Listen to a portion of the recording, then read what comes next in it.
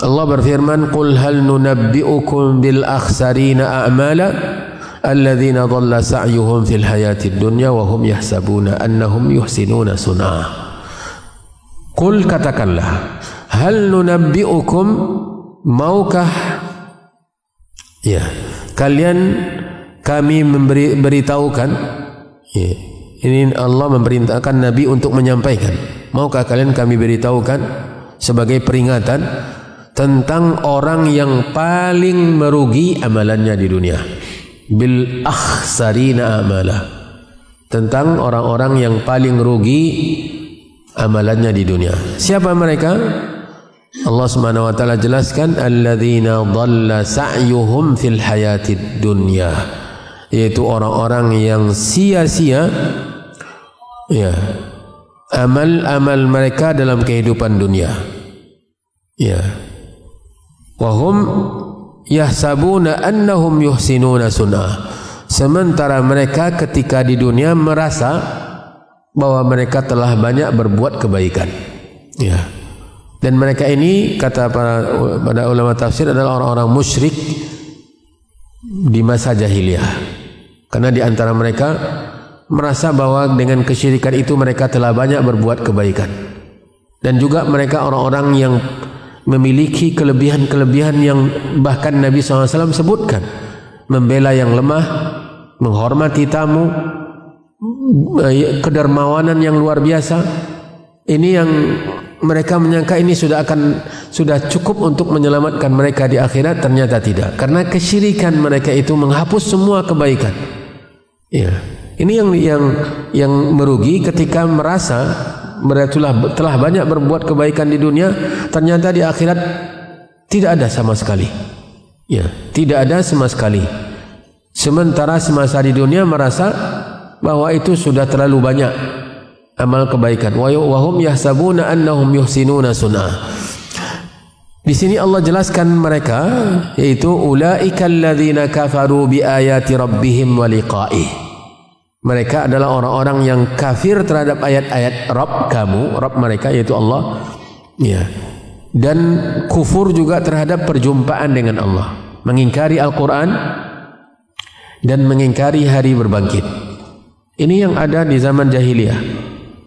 Mereka mengingkari Nabi sebagai utusan Allah, sekaligus mengingkari Al-Quran sebagai firman dan wahyu Allah. Kemudian mereka juga tidak percaya bahwa mereka akan dibangkitkan. Banyak dalam Al-Quran Allah menegakkan hujjah, argumentasi tentang atau membantah alasan-alasan mereka bahwa tidak mungkin manusia dihidupkan lagi. Terkadang Allah Subhanahu wa taala sebutkan alasan-alasan mereka. Disebutkan oleh Allah argumen-argumen mereka, seperti dalam surat Yasin.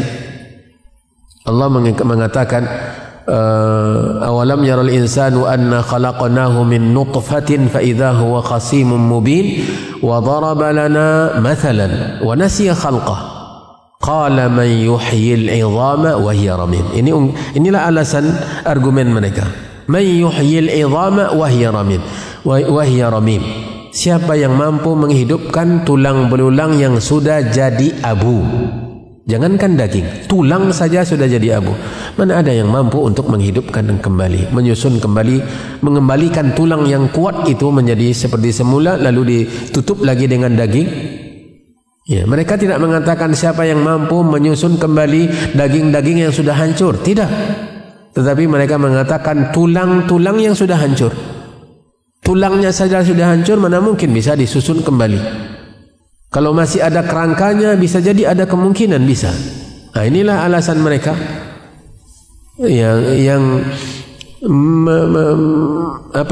intinya adalah meremehkan Allah, meragukan kemahakuasaan Allah Subhanahu wa taala. Lalu Allah mengatakan, qul, jawab. Ya, diperintahkan Nabi untuk menjawab, yuhyihalladzi ansha'aha awwala marrah. Sampaikan bahwa yang akan menghidupkan lagi tulang yang belulang yang sudah jadi abu itu yang telah berhasil menciptanya pertama kali. Ketika dia bisa mencipta manusia dari setetes air, ya, yang hina, yang bau, sehingga jadi manusia yang tersusun dari tulang dan daging, maka tidak akan susah bagi Allah untuk mengulangi ciptaan yang sudah ada. Ya, yang belum ada saja Allah bisa melakukannya, apalagi yang hanya sekadar mengulangi kembali. Ini yang dibantah oleh Allah Subhanahu wa taala. Jadi di antara yang membuat mereka kafir adalah mengingkari hari berbangkit, kemudian mengingkari nabi sebagai nabi, mengingkari Al-Qur'an sebagai wahyu Allah Subhanahu wa taala. Ini yang diingatkan oleh Allah di sini. Ulaikal ladzina kafaru bi ayati rabbihim wa liqa'ih.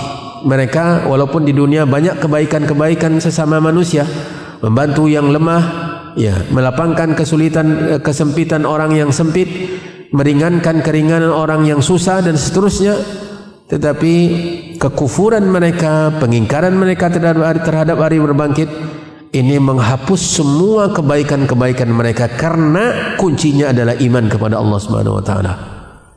Bila mana tidak ada iman, maka tidak ada gunanya kebaikan-kebaikan walau sepenuh dunia ini. Ulaikal ladzina kafaru bi ayati rabbihim wa liqa'ih fahabitat a'maluhum. Ini menunjukkan kekufuran itu menghabiskan amalan, sebagaimana kesyirikan itu meluluhkan semua kebaikan. Sama dengan syirik juga, walau sebanyak apapun kebaikan dan amal soleh seseorang, tetapi dia berbuat syirik, habis semuanya. Jangankan orang biasa, setiap Rasul diancam oleh Allah seperti ini. Jangankan kita manusia biasa yang mungkin kebaikannya tidak akan yang kebaikannya sudah kita yakini tidak akan mungkin bisa mencapai kebaikan seorang Rasul. Iya, Rasul saja diancam oleh Allah. Setiap Rasul diancam oleh Allah. Sampai Nabi Muhammad SAW juga diancam oleh Allah. La in asyrakta la yahbatanna amaluka. Hai Muhammad, hai Rasul, jika engkau berbuat syirik, maka semua amal kebaikanmu habis sirna. Ini bahayanya kesyirikan. Dia menghabiskan semua kebaikan. Maka fahabitat a'maluhum, karena kufur mereka kepada Al-Quran, kufur mereka kepada Nabi, kufur kepada kemampuan Allah untuk mengembalikan ciptaan manusia lagi nanti di hari kiamat. Semua kebaikan yang mereka anggap itu baik, yang mereka merasa itu sudah terlalu banyak, itu habis. Fahabitat a'maluhum fala nuqimu lahum yaumal qiyamati wazna. Ini yang menakutkan, bahwa nanti di hari kiamat mereka tidak punya sedikit pun berat. Tidak ada timbangannya. Mereka kerdil. Kekufuran mereka membuat mereka kerdil dan mereka tidak ada timbangan, tidak ada beratnya. Padahal nanti yang akan ditimbang juga berat. Ada timbangan untuk mengukur beratnya kebaikan dan oleh amalan kita, karena yang ditimbang juga bukan hanya timbangan buku catatan. Amalan ditimbang, badan pun ditimbang. Ya, dan mereka nanti karena kekufuran itu habis, karena tidak ada kebaikan yang mereka bawa, kekufuran itu yang menghabiskan semuanya. Maka tidak ada beratnya. Walaupun mungkin sebesar-besarnya badan mereka, tapi tidak ada beratnya. Ya, tidak ada beratnya. Fala nuqimu lahum yaumal qiyamati wazna. Dzalika jazaohum jahannamu bima kafaru. Itulah balasan mereka, yaitu neraka jahanam lantaran kekufuran mereka. Wattakhadhu ayati wa rusuli huzwa. Dan mereka jadikan ayat-ayatku dan rasul-rasulku sebagai bahan olok-olokan, bahan untuk cemoohan. Al-Quran dijadikan cemoohan, Nabi dijadikan alat sarana untuk diperolok-olokkan. Nah, beginilah semua tertawa. Mereka bangga dengan memperolok-olok Al-Quran dan memperolok-olok Nabi Muhammad SAW. Ini ancaman Allah untuk siapapun yang melakukannya. Bukan hanya untuk orang Arab yang ketika Nabi diutus kepada mereka, sampai akhir hari kiamat. Bila mana ada orang yang seperti ini sifatnya, maka mereka akan habis walaupun sebaik-baiknya di dunia.